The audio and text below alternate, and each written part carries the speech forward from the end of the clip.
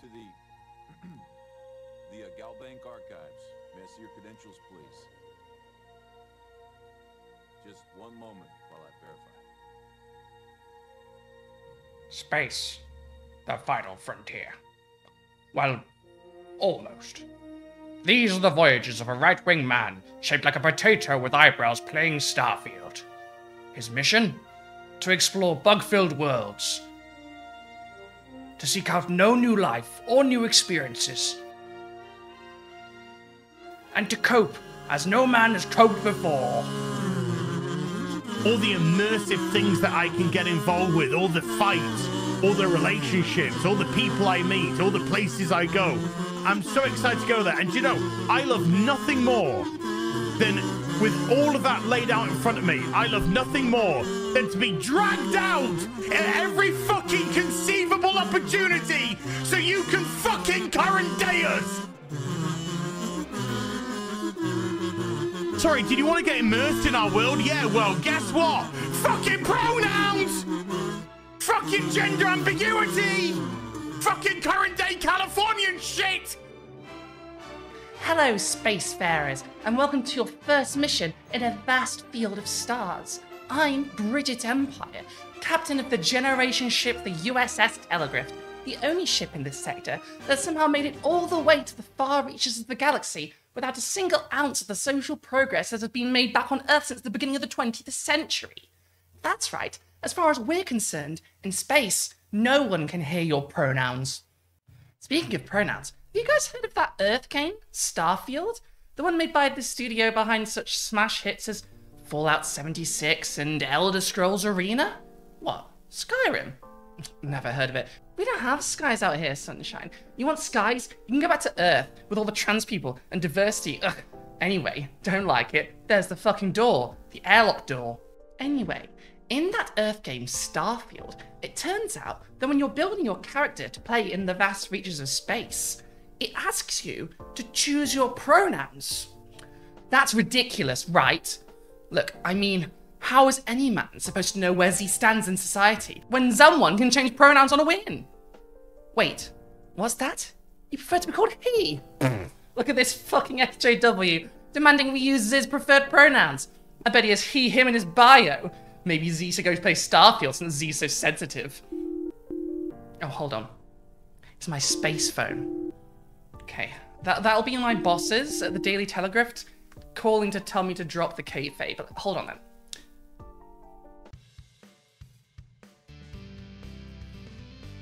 That's right, it was me all along, Brigitte Empire, not a captain of anything, but the science and culture correspondent for the Daily Telegraph, here to talk to you about the way conservatives are reacting to the ability to choose your pronouns in a video game. Because the most recent game my editors have played is a proto-form of chess that went extinct in the 1600s, so I've got free reign on this one as long as I don't break the format too much. That'll be why the captain stuff had to go, I guess. I was quite enjoying that. Anyway, let's see how people are reacting to being able to choose how the characters in a game refer to them. I'm sure it'll be very cool and very normal.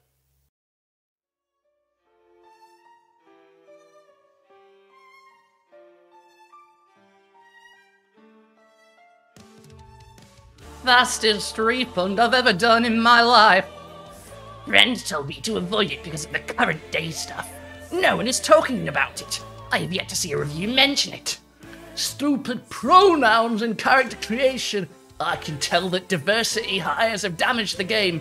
If I come across a woke character in Starfield, I can likely kill him. My biggest problem so far is the game has no edge, no balls, no electricity. It feels like it was made to be as inoffensive as possible, specifically towards the left. There is nothing to get my blood pumping, or my little soldier at full salute. It's woke? Question mark, question mark, question mark, question mark. Bid it. Get a refund. Do they have pronouns? They put current day political crap into the game? Ugh. If they're going to slap me with modern politics, I won't waste my time. Pretty telling they put current day stuff in a game 300 years in the future. There are pronouns in character creation. These companies have too many blue-haired weirdos working on games. The current day stuff is jarring and immersion destroying and insufferable. Do you want to get immersed in our world? Yeah? Well, guess what? Fucking pronouns! Fucking gender ambiguity! Fucking current day California shit! Because that's all we fucking know! I almost refunded my game when #Starfield asked me for pronouns. I still might. Can you just opt out? Or is the pronoun thing forced? It's forced. It made me choose between she, her, he, him, or they, them. It did not give you a chance to opt out. The game asks you for pronouns. Now I know to stay away from it. It's really disgusting. All Bethesda games are buggy, but the pronoun shit is unforgivable. They better not include this crap in the Elder Scrolls 6 and Fallout 5. Seems narcissistic for an individual to need every avenue of life to cater to their requests. Once that is accommodated, it'll be something else, because it's really about the feeling of validation that comes from manufactured victimhood. I've been attacked by multiple lefties simply because I asked if the game had an agenda. They're out in full force calling people cowards for not liking the forced agenda. It's not really about the pronouns. Pronouns are just a symptom of the pervasive corrupting force of social justice continuing to humiliate white men for the crime of being white men. It's everywhere in the real world, and now it's in his escapism, which he paid good money for. Why should he not be angry? This entire philosophy is built on a series of lies, and requires us all to commit to its lies or face punishment. We're supposed to clap for men winning women's sports, approve of diversity hires who put people's lives at risks, and believe the media when they tell us that white men are the most dangerous group in our countries. The agenda is not incidentally aimed against white men. It is openly prejudicial and explicitly targets and demonizes them every single day from the most powerful pulpits in our societies. An evil will has infused itself across our civilization, and it demands we recognize it as good. Every day, in every way, we are lied to by people who know that they are lying, and yet they feign outrage and turn us into pariahs if we speak up and say that they are lying. It's unbearable, and they expect us to pay for the privilege. That's somehow less than I was expecting. So, you guys ever heard of science fiction? Starfield, while it might be a new video game, builds on a rich history of science fiction storytelling and world building that goes all the way back to Mary Shelley's Frankenstein in 1818, with the sci-fi subgenre that Starfield falls into, the space opera, dating back to the late 1920s or even earlier, from pulp magazines and anthologies that told tales of space, romance, war, and adventure, from the deck of a spaceship to the stars and beyond, with E.E. Smith being the most often cited father of the subgenre, along with his first published work, The Skylark of Space, earning the title of First Great Space Opera by fans. From the birth of the genre to current day, as the right-wing ghoul cited above would put it, science fiction has used visions of the future to discuss dilemmas of the present. From the Red Scare to police brutality, science fiction has been, since its birth, an overtly political genre, and not just in the sense that all fiction is political, which is true, at least, to some degree, but in that science fiction has always used the lens of technology and change to explore the tensions of the author's present. Star Wars, for example, was an open allegory for the Vietnam War. You can hear that straight out of George Lucas's mouth. Star Trek is about space communists living in a post-scarcity, moneyless society, and half of its episodes are about directly addressing issues such as racism, colonialism, McCarthyism, and yes, even transphobia and gender politics. Which is why it's so weird to see people surprised when current day issues are in their video games, particularly their science fiction video games. Did these people not pick up on the incredibly obvious anti-nationalist themes of the Fallout series? Well, yes, they did actually. Some of these people quote Liberty Prime unironically, so the point obviously went straight over their heads. But whether they noticed the political themes in their favourite media or not, they were always there, and always very upfront about it at that. Still, going from one Bethesda science fiction property to another, they finally have been confronted with something political that they've noticed, something they can't ignore.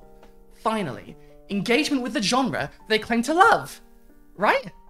And their reaction is, obviously, Fucking current day Californian shit! not even at the political themes, which are there, but at being able to choose which pronouns characters refer to you, the player, as. Putting aside the incredibly obvious point that choosing he/him pronouns is indistinguishable from clicking a giant button that says man on the character select screen, and that actually is an option, this is barely political. As outrage at choosing how characters refer to you is super weird, and it only goes to demonstrate that the people reacting to this are complete babies who can't handle the idea of someone that's not them enjoying the same video game as them. I mean, if a non-binary person plays Starfield and doesn't get constantly misgendered, does that ruin your experience as a straight man? Do you need safe spaces for cis men to play games that no women or trans people can get their cooties on? Are you 5 years old? If you are 5 years old, don't watch. I say a lot of swear words in this. Also, it turns out that there's a big bug in the game, which means that players that pick they-them pronouns will get misgendered on occasion. So it's not like that's even how the experience will turn out. The people who pick the option to not be called a man or a woman by the people of the distant future, sorry, the woke distant future. And if you are still one of those people denouncing Bethesda as a woke company for having pronoun options, and God forbid we didn't return to some pseudo-medieval world where we pretended queer people didn't exist to avoid offending some ultra-conservative god emperor, you should know that trans people, we're not super happy with Bethesda either. In fact, less than 2 months ago, a huge story came out about how Bethesda and the parent company ZeniMax abused and then fired a trans woman on their staff, purely for being trans. They are not a trans-affirming company. They are demonstrably anti-trans in their business practices. And if your response to this is to say, well, this makes it worse because they're trying to look progressive while causing real material harm to the people they want brownie points for supporting, I agree. I agree, that sucks. As much as I love having more representation in my fiction, especially in a sci-fi story where we're supposed to be living in a future that carries on from our present, where, if you might need to be reminded, trans people are becoming more visible by the day, like right now, if that comes at the cost of actively hurting trans people, well, fuck that. I would rather you treat trans people like human beings and make media with no trans people in it than trying to appeal to our community while making life materially worse for us in the real world. Seriously, Leona, the former employee in question, was outed against her will by her manager, demeaned by management and degraded for problems management could have easily solved, her workload upped and made straighter because of the surgeries, which by the way was entirely an assumption on management's part, segregated from the rest of the team, pressured into not going back to work when she needed to, asked repeatedly to use her dead name because management didn't want to update their records to stop technical issues, had her portfolio website blocked by the company, talked down to by human resources, had corporate use potential future surgeries as leverage to get immunity from any potential discrimination lawsuit, and essentially, the company tried to bribe her into resigning by saying they'll pay her Cobra premiums if she signs a resignation agreement that they'd already drafted for her. This is genuinely horrible. This is discrimination in the workplace, like actively and obviously. And in most countries, this would be highly illegal. But the USA is in most countries. This is not a company that's interested in furthering trans rights, or even trans representation. Certainly not behind the scenes, and probably not even on screen beyond the aesthetics of progress inherent to science fiction as a genre. To be honest though, I know full well that the people getting outraged about trans people or pronoun choices in their video games don't care about any of that. They don't give a single shit about anything they don't see with their own eyes. Their only care is that they get to space out, no pun intended, and play video games without having to have a single fresh thought enter their heads, which, well, that's completely the opposite of what science fiction as a genre is for, and continues to be for, and has always been since it was invented. Like, beyond all the aesthetic points about selecting pronouns, or seeing someone you've personally been bigoted against on screen, this is a science fiction world. The world has moved on. Why do people think that in the future, however it comes about, that we will maintain socio-cultural values that are going extinct even today? Why would people living in space find they-them pronouns weird? You know what's weirder than going by they-them pronouns? Living in fucking space! Even if, God forbid, there is a fascist takeover across our entire Earth between now and the distant future, and the entirety of the LGBT community, our people, our ideas, our language, is wiped out, which is incredibly unlikely. I mean, the Nazis tried their best back in the 1930s, and in less than 100 years we were back again and got further than we had before in establishing ourselves in society. With time having passed, in the future, new social norms will develop, and old cultural taboos will die. Not necessarily in a positive direction, but they will change. What you today find sacred or profane matters not one bit to someone living in deep space hundreds of years after you've become food for the worms.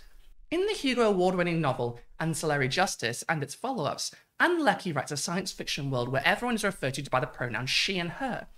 I think a scenario similar to this one is a lot more likely than a lot of conservatives would like to admit. As a general rule, languages have a tendency to simplify over time. Right now, on Earth in the modern day, some languages, such as spoken Chinese, have no distinction between gendered pronouns. He, she, whatever, they are pronounced the very same.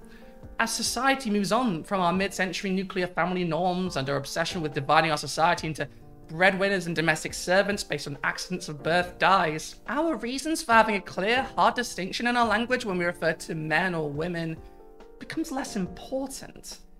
If these distinctions cease to matter in any functional manner, it is possible that their distinctions in language might vanish altogether. They also might not. That's the nature of science fiction. It's speculative. But if you almost had a heart attack when I was describing that future scenario, which might not happen, think about why that is. It shouldn't affect you in the present.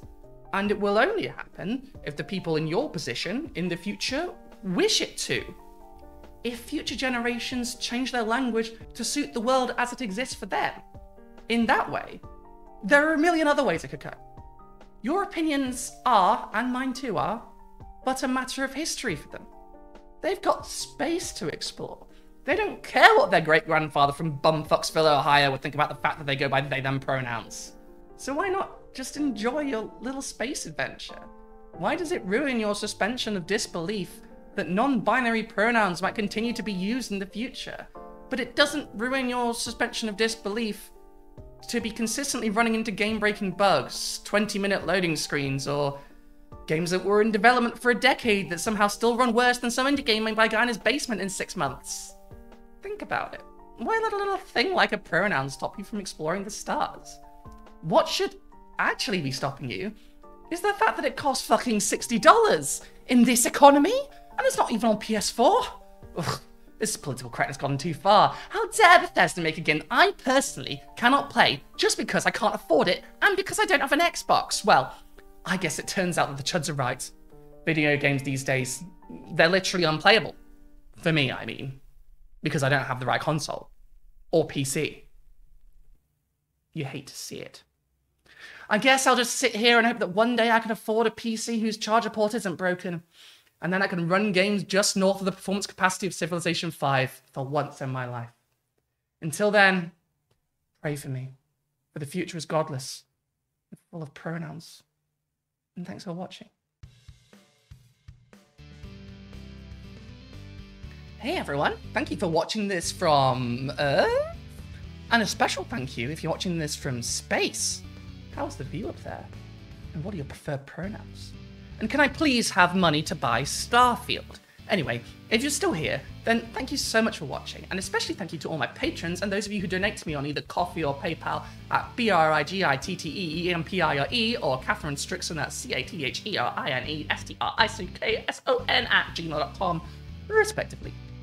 I am pretty poor, and I would like to be able to pay for my groceries by the end of the year with this, so I don't end up looking more desiccated than our friend Dan here. I'm trying to pick up some freelance stuff in the meantime, and I might be able to, but for those of you who tried freelancing, you'll know that any money you might get from them is few and far between, and also it's unreliable. So if you want to help me out, you can always donate to me on Ko-fi, or better yet, sign up to my Patreon, where, if you sign up, you can get early access to all my videos, get exclusive content, get to join the Patrons Discord, get my Nintendo Switch friend code, and get discounts off any future merchandise, as well as, well, my eternal gratitude, but also the honour of having me read out your name at the end of each video. Just like these wonderful people.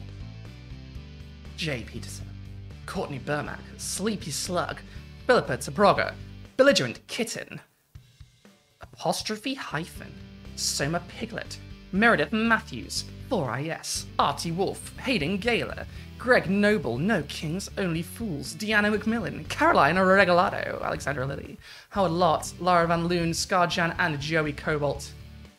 I love you all. That sounded very insincere. Hi guys, I love you all. Thank you so much for all your help. Every time I say that, it sounds more insincere. Hello.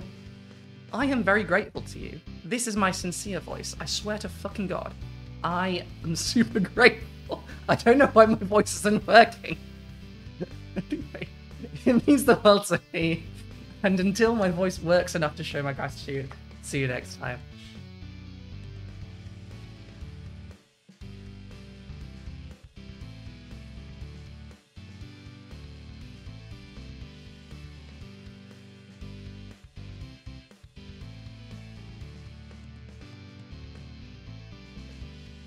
Captain of the Generation ship.